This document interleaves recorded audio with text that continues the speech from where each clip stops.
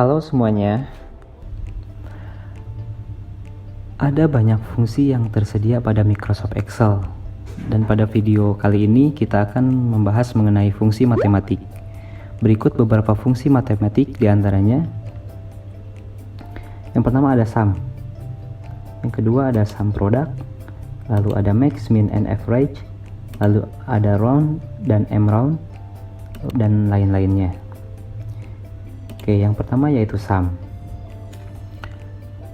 Sum yaitu berfungsi untuk menjumlahkan nilai yang ada pada range tertentu. Untuk contohnya di sini ada data stok helm ya.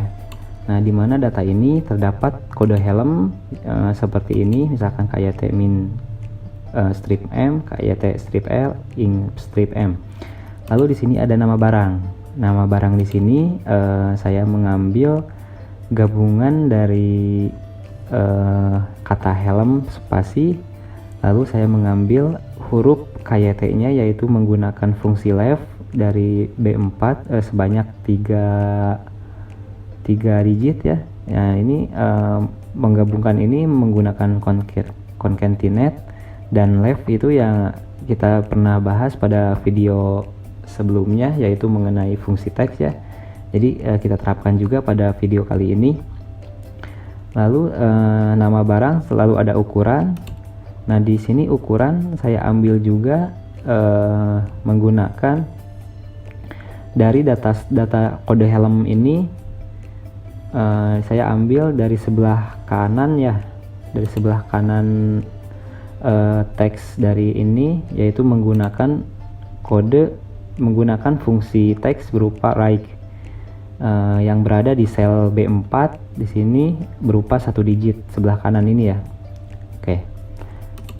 Lalu misalkan di sini stoknya kita isi, misalkan ada stok 10. Lalu ada 15, lalu 10, 12, 10 dan 14 misalkan kayak gitu. Nah, sum ini berfungsinya yaitu ketika kita mencari suatu jumlah dari suatu range di sini. Mungkin sebelum kita mengenal sum, mungkin caranya secara manual kayak gini ya. Satu-satu, ini ditambah ini, ditambah ini, ditambah ini, ditambah ini. Oke, hasilnya 71 secara manual. Nah, ketika kita sudah mengenal sum, cara itu kita tinggalkan, yaitu ketika menggunakan sum itu lebih simpel lagi. Kita tinggal sama dengan, lalu tulis sum, kurung buka, lalu kita range-nya kita blok gitu ya. Kita tarik, lalu tutup kurung dan enter. Hasilnya sama, 71, lebih simpel kalau menggunakan sum.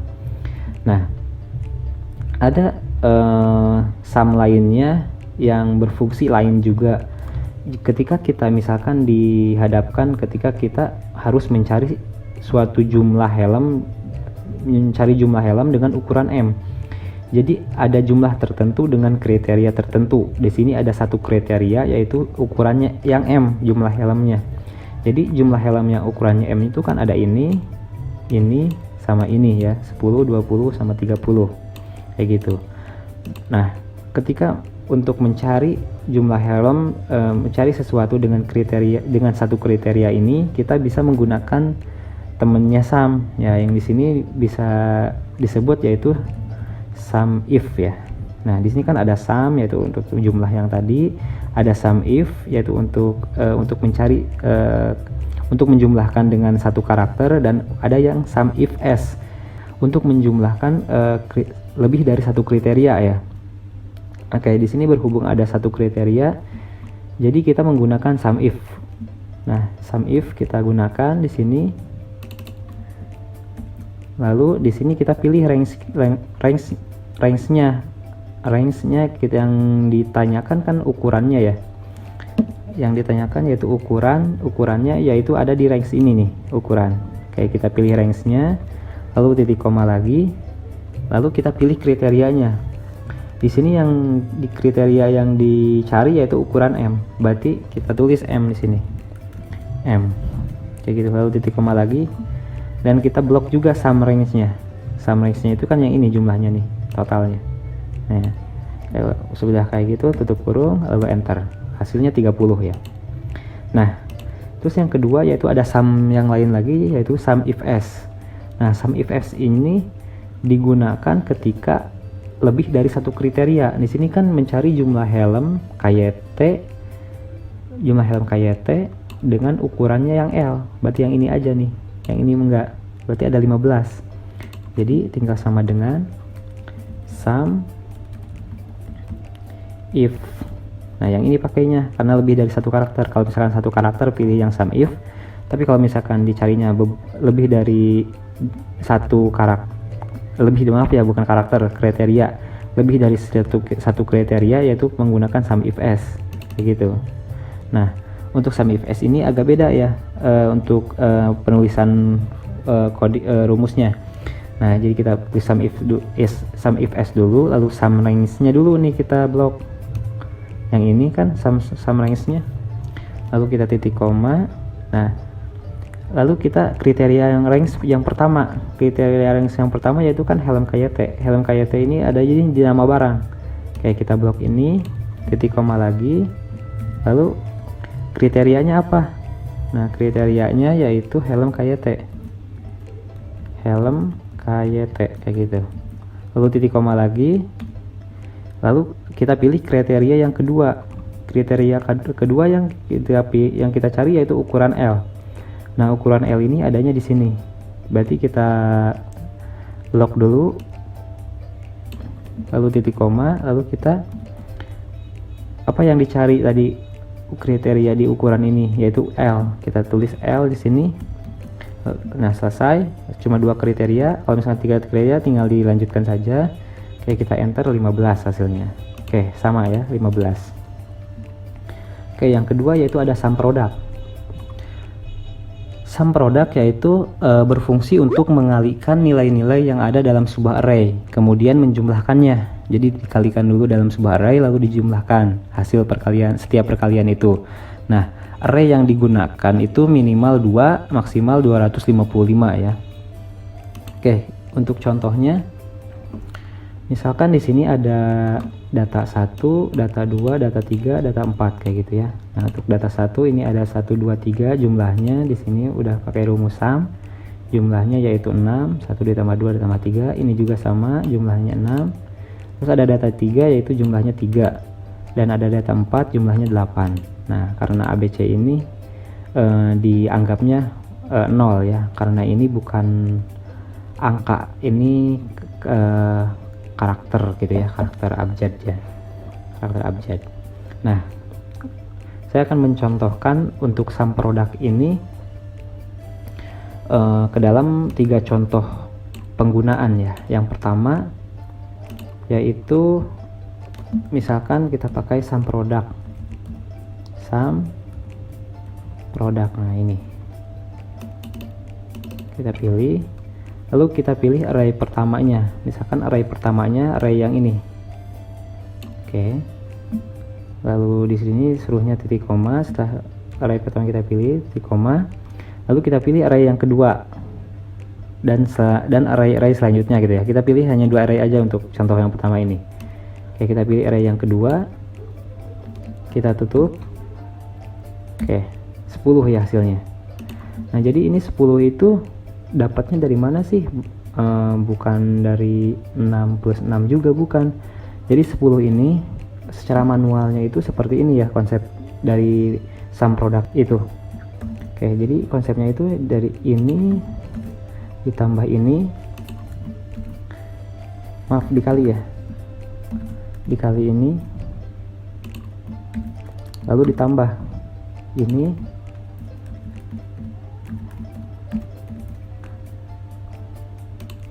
dikali ini, ditambah yang terakhir ini dikali ini.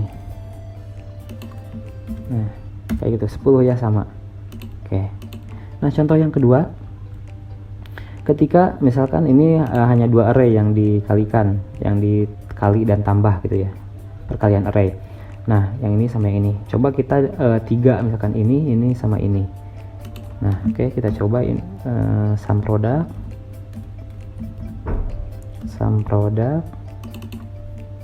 Kita pilih array ini yang pertama, lalu array yang keduanya ini, dan array yang ketiga ini. Tutup kurung, enter. Hasilnya 10 tetap. Nah, kita coba juga manualnya sekarang. Manualnya yaitu berarti ini dikali ini dikali ini 3 kali, berarti kalau 4 berarti 4 kali kayak gitu ya. Dan ditambah ini, maaf ada tanda kurung dulu, ini dikali ini dikali ini, dan yang terakhir yaitu ini dikali yang data kedua dikali ini, lalu enter. 10 ya, sama.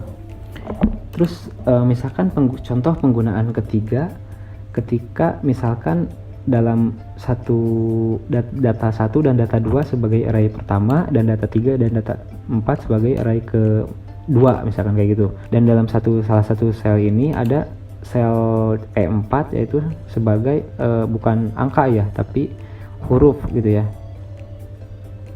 abjad ya. Nah, gimana nanti hasilnya? Oke, kita coba sum product, lalu kita pilih array yang pertamanya, ini sampai sini, data 1 sampai data 2, lalu titik koma, dan ini sampai sini, data 3 sampai data 4. Lalu kita enter, hasilnya 20. Nah, coba kita juga manualnya nih.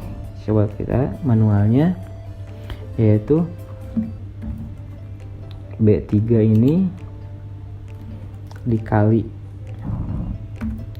D3 yang ini, tutup kurung, ditambah ini kali ini, lalu ini dikali dengan ini. Oke, jadi yang ini dikali dulu yang ini, lalu yang keduanya yang ini dikali dengan ini, kayak gitu ya. Ditambah data yang kedua dikali data yang keempat ini. Oke, lalu ini ditambah lagi ini,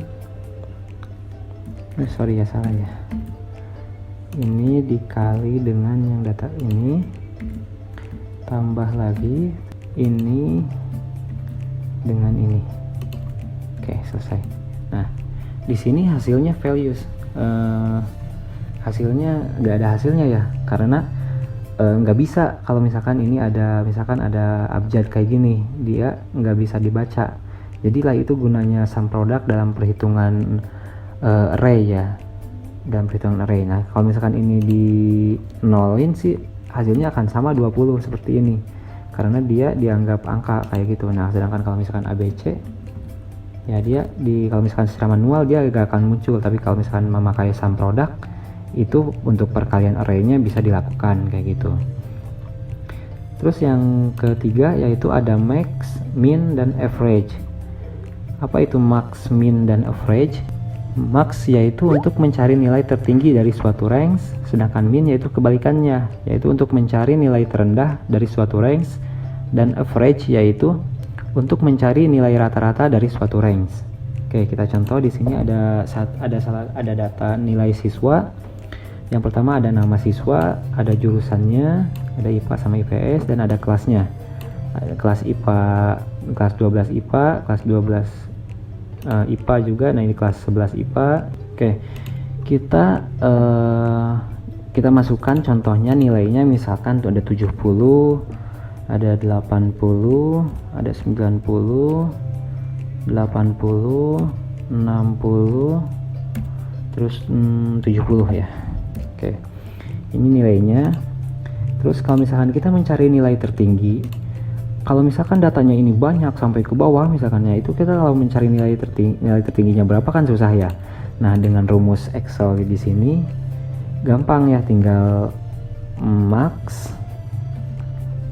lalu max yang ini, lalu pilih range-nya yang mana, yang ini, tutup kurung, lalu enter. Oke, sebelum di enter, di sini nilai tertingginya kan 90 ya, yang ada di sel berapa ini, 6E ya, 6E. Oke, kita enter, hasilnya 90 ya, sama. Hasilnya 90. Oke, terus untuk mencari nilai terendah caranya sama, cuma bedanya yaitu memakai min. Nah, min, lalu kita pilih ininya, range-nya, lalu kita tutup. Nah, hasilnya 60. Nah, 60 ini diambil dari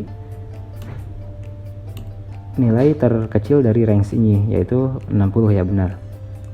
Lalu untuk mencari nilai rata-rata, biasanya kan kalau misalkan mencari nilai rata-rata itu tinggal tambahkan dulu ini, ditambah dengan ini, ditambah dengan ini, tambah ini, tambah ini, dan ditambah ini.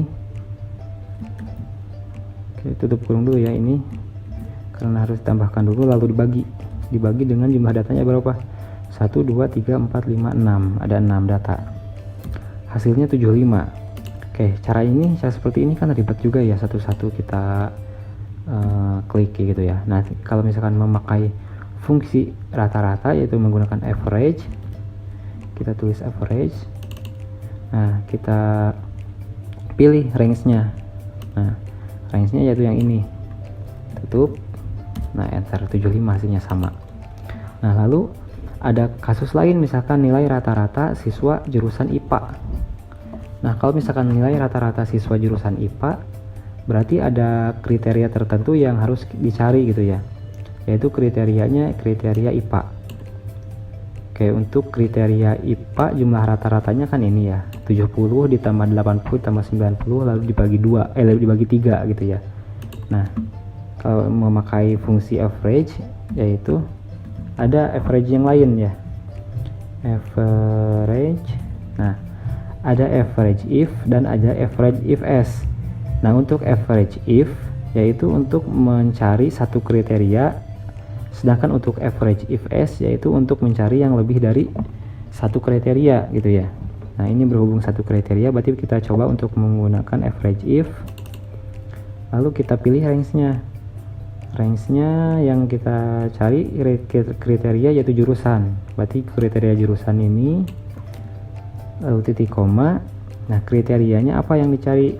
Kriterianya kan IPA ya, kita tulis IPA, titik koma lagi, lalu average rank-nya yang ini kan. Nah, oke, benar ya, 80.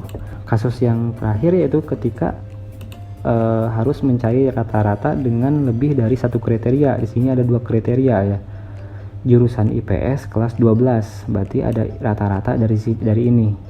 Berarti rata-rata dari ini yaitu 60 ditambah 70 dibagi 2 yaitu 65 ya. Oke, kita coba memakai rumus average if s. Average if s yang ini. Lalu kita pilih range-nya. Range-nya dulu ya yang kita ini if s ya. Ada s-nya. Average if s. Nah, kita pilih average range-nya, average range-nya dulu, dari sini sampai sini datanya. Lalu kita titik koma. Lalu kriteria range-nya apa? Yang pertama, kriteria range yang pertama. Kriteria range yang pertama kan jurusan IPS ya. Berarti kita sorotin dulu segini blok. Terus kriteria satunya itu apa? Yaitu IPS. Kita tulis IPS. Titik koma lagi, lalu kriteria range yang kedua yaitu kelas, kita blok lagi kelasnya, lalu titik koma. Nah, tulis di sini kriterianya apa yang dicari, berarti kelas 12 misalkan, kelas 12, lalu tutup kurung, enter, hasilnya 65, sama ya. Oke, itu max, min, dan average. Lalu yang selanjutnya yaitu round dan M round. Round itu sendiri yaitu berfungsi untuk membulatkan suatu bilangan atau angka sampai digit tertentu. Sedangkan untuk M roundnya yaitu untuk membulatkan angka ke nilai terdekat berdasarkan angka tertentu atau kelipatannya yang diinginkan, kayak gitu bedanya. Oke, kita cari bedanya seperti apa dengan contoh ini. Di sini ada beberapa bilangan. Nah, Kita coba untuk menggunakan round, fungsi round itu membulatkan ya. Biasanya kan kalau kita bulatkan suatu angka, misalkan ini ada 59666, ya, oke, jangan terlalu ini, jangan terlalu gede mungkin ya, segini aja nih. Misalkan ada 600 ya, segi koma 2. Oke, di sini ada 647,5682. Oke, kalau misalkan kita bulatkan, pengennya jadi 2 angka di belakang koma, berarti kalau misalkan secara langsung berarti 647,57 ya jadinya, karena 8 ini lebih dari 5, lebih dari sama dengan 5, jadi angka sebelumnya itu jadi angka 7 ditambah 1 ya, jadi angka 7. Oke, kita coba ya, kita bulatkan 2 angka di belakang koma. Misalkan ada round, kita tulis roundnya, round, lalu pilih number yang mana ya, bilangan yang mana, bilangannya yang akan kita bulatkan itu, kita pilih ini, lalu titik koma. Nah, mau berapa digit yang akan kita pakai? Nah, di sini yang akan kita pakai yaitu misalkan mau 2 digit, tulis 2 di situ, 2 digit yang akan kita gunakan belakang koma, lalu enter, hasilnya 647,57. Oke, benar ya. Nah, gimana kalau misalkan saya pengen ada 3 digit di sini? Berarti kalau misalkan 3 digit jadi 647,568 tetap ya, karena setelah angka 8 itu kan angka 2, yaitu angka 2 itu kurang dari 5 ya. Kalau misalkan kurang dari 5, angka sebelumnya itu enggak ditambahkan seperti ini, enggak. Oke, kita coba aja ini, pengennya 3 digit. Oke, jadi 647,568. Oke, terus yang kedua untuk penggunaan mround. Nah, untuk penggunaan mround sendiri, nah misalkan kita pengen membulatkan bilangan ini, kita tulis mroundnya, terus kita sorotkan ke mana yang akan kita bulatkan, yang ke sini. Nah, kita ingin membulatkan 123 ini menjadi menjadi pembulatan dengan kelipatan puluhan misalkan. Nah, puluhan itu kan kita tulisnya di sini 10 misalkan kayak gitu. Oke, kita tutup. Berarti kalau misalkan dibulatkan jadi puluhan, jadi 120 ya, karena 3 kurang dari 5. 100 jadi 120, bener gak? 120. Oke. Nah, ini kita kopikan, berarti rumusnya otomatis ya relatif. Seperti yang video sebelumnya yang sudah kita bahas, alamat relatif. Jadi tinggal kita kopikan dengan cara mendragnya kayak gini. Nah, kenapa jadi 130? Nah, di sini rumusnya sama ya. mround terus C5-nya di sini, terus pembulatannya 10. Nah, ketika di enter kan jadi 130. Kenapa? Karena 5 itu lebih dari sama dengan 5. Kalau misalkan di dalam matematika, kalau lebih dari sama dengan 5 itu dibulatkan ke angka, jadi angka sebelumnya itu ditambah 1 kayak gitu. Jadi 100 di angka 2 nya di angka 30, dan ini jadi puluhan, jadi 130. Nah, begitupun sama seperti 127, jadi 130 kayak gitu. Nah, untuk misalkan kita coba untuk barusan puluhan, kita coba ratusan misalkan. Di sini ada angka bilangan 58.647 misalkan. Oke, kita coba mround.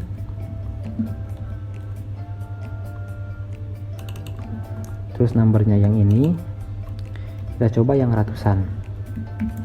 Nah, kalau misalkan ratusan berarti di sininya jadi 5, jadi ada 2 angka ya, 2 nol di sininya. Jadi harus 4 atau 7 ininya jadi 0, jadi harus 0 gitu ya.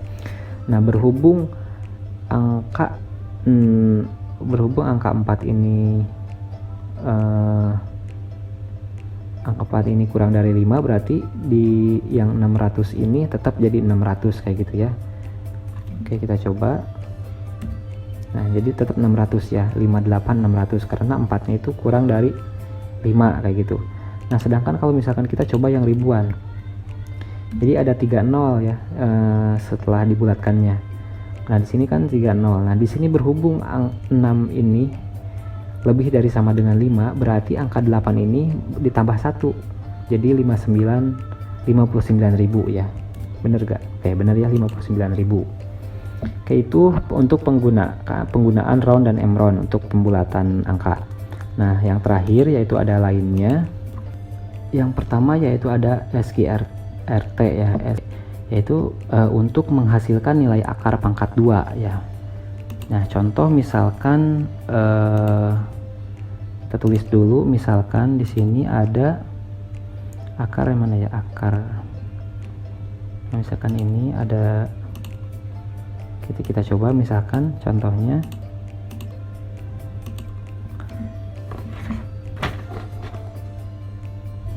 misalkan akar 16. Nah, untuk akar 16 itu kan, akar 16 itu berarti berapa ya? 4 ya. Kenapa 4? Karena 4 kali 4 itu sama dengan 16. Nah, oke, bener ya. Kalau secara matematika manualnya itu akar 16 itu 4. Ya. Oke. Nah, kita coba di sini. Caranya yaitu sama dengan akar. Kita tulis akarnya itu SQRT. Kita pilih. Nah, akar berapa di sini? Kita coba akar 16. Akar 16 tutup kurung, enter. Sama ya, 4. Oke, itu untuk akar.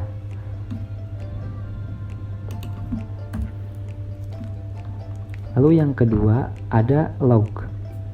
Fungsi log ya. Fungsi log yaitu untuk menghasilkan nilai dari suatu angka berupa nilai logaritma. Oke, kita contoh dulu. Misalkan di sini ada, kita coba yang log yang ini ya, logaritma. Oke, misalkan di sini ada contoh, misalkan 2 log 8.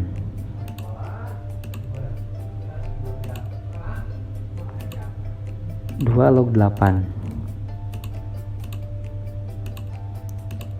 Nah, di sini kalau 2 log 8 itu kan ibaratnya sama aja dengan kita coba insert lagi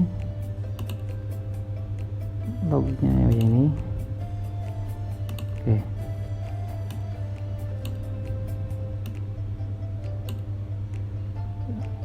Sama dengan 2 log 2 pangkat 3 gitu ya. Oke, 2 log 2 pangkat 3 sama dengan. Nah, kalau dalam matematika kan, kalau misalkan 2 log 2 pangkat 3 berarti untuk 3-nya itu dikedepankan, jadi 3 kali. Nah, sedangkan 2 log 2 itu kan 1 ya. 3 kali 1 sama dengan berapa? Sama dengan 1 ya. 3 kali 1 sama dengan 1. Oke, kita coba di sini. Bener gak 2 log 8 itu 1 gitu ya. Kita coba di sini. Nah, untuk penulisannya kita tulis log. Lalu kita pilih numbernya, misalkan di sini untuk numbernya itu log berapa? Log 8. Lalu titik koma, base-nya yang ini, yang awal ini, base-nya yaitu 2. Oke, ya tutup kurung. Jadi untuk penulisannya dibalik ya, 8 dulu baru 2. Kalau misalkan secara matematikanya kan jadi 2 log 8. Kalau misalkan di Excel-nya, secara komputerisasinya yaitu log tutup buka kurung 8 titik koma 2 kayak gitu, dibalik ya. Oke, kita enter, hasilnya 3. Oh maaf, ini 3 kali 1 bukan 1 ya, tapi 3 kali 1 kan 3 ya. Oke, jadi hasilnya sama 3 ya. Oke, kita hapus dulu. Oke, yang ketiga yaitu ada pi. Pi yaitu menghasilkan nilai V yaitu 3,14 atau 22/7. Nah, dari pelajaran SD juga kita sudah dikenalkan bahwa Pi itu hasil nilainya 3,14 ya, 3,14. Oke, kita coba aja di sini, benar gak sih Pi itu nilainya 3,14 dalam Excel. Kita coba sama dengan, terus tulis Pi lalu tutup kurung. Oke, hasilnya ini 3,14 bla bla bla bla. Oke, sama ya. Lalu di sini ada degree, radian, sin, cos, tan. Ini sama. Nah, di sini ada contohnya berupa gambar. Contoh saya ambil dulu gambarnya.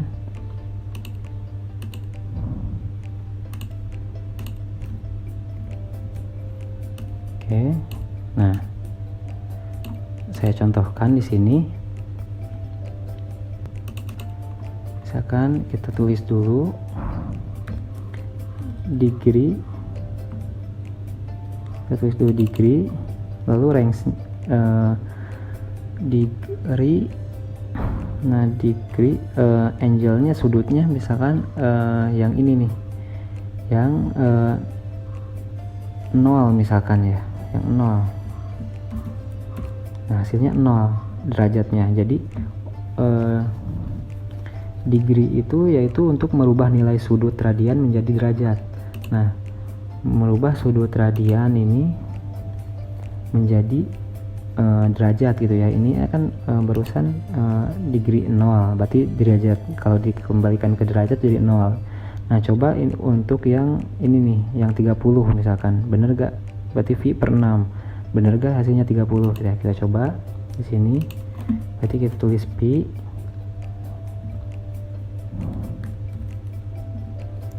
lalu kita pilih misalkan 22/7 Pi per berapa yang kita pilih, misalkan yang 30 ya, per 6, tutup kurung, 30 sama ya, 30 yang ini. Nah, sekarang kebalikannya kalau radians itu yaitu untuk merubah nilai sudut derajat menjadi radian. Nah, kita coba misalkan tulis dulu radian. Nah, kita pilih angle-nya ke berapa sudutnya. Misalkan kita mau cari sudut yang ke berapa ya, misalkan ke 30 yang tadi, sudut yang ke 30. Oke, hasilnya 0,523. Oke, kita buktikan ya, bener gak 0,523. Misalkan 30 ini kan V per 6 ya, sama dengan Pi per 6. Benar ya, 0,5259. Oke. Kita kembali ke sin. Sin yaitu untuk menghasilkan nilai sinus ya, nilai sinus suatu sudut. Nah, misalkan nilai sinus dari 30, misalkan nilai sinus dari 30 kan 1/2 ya, atau 0,5 gitu ya. Nah, untuk nilai sinus 30 itu berarti kita tulis saja sin. Nah, numbernya misalkan sudut ke 30, sudut itu kan tadinya radian ya, misalkan tulis dulu radiannya, radian. Nah, radian 30 dari 30 ya, sudut ke 30 derajat gitu ya. Nah, hasilnya tadi kurang ini ya, kurang 1, hasilnya 0,5 sama ya, setengah itu 0,5 kan. Lalu yang kedua yaitu untuk cos. Cos yaitu untuk menghasilkan nilai kosinus suatu sudut. Misalkan kita cari nilai kosinus dari yang ini aja nih, dari 0, nilai kosinus 0 ya. Berarti cos radian, di sini tulis radian. Kenapa kita tulis radian dulu? Karena kalau misalkan kita langsung tulis 0 derajat atau 30, dia gak akan kebaca karena nggak disangka derajat gitu ya. Jadi kita tulis dulu radian agar disangkanya itu derajat gitu ya. Radian 0. Jadi nilai cos radian 0 kan yaitu nilainya 1 ya. Oke, sama 1. Dan yang terakhir yaitu nilai tan. Tan yaitu untuk menghasilkan nilai tangen suatu sudut. Nah, misalkan kita cari nilai tangen yang ini ya, misalkan yang 0, misalkan nilai tangen yang 0. Jadi sama dengan tan radian dulu agar disangkanya sudut, bahwa yang kita input terus derajat yang mana misalkan, atau yang 45 deh, 45 gitu ya, enter 1. Oke, sama ya. Itulah untuk fungsi lainnya. Ada ini, ada SQRT log pi degree radian sin costan.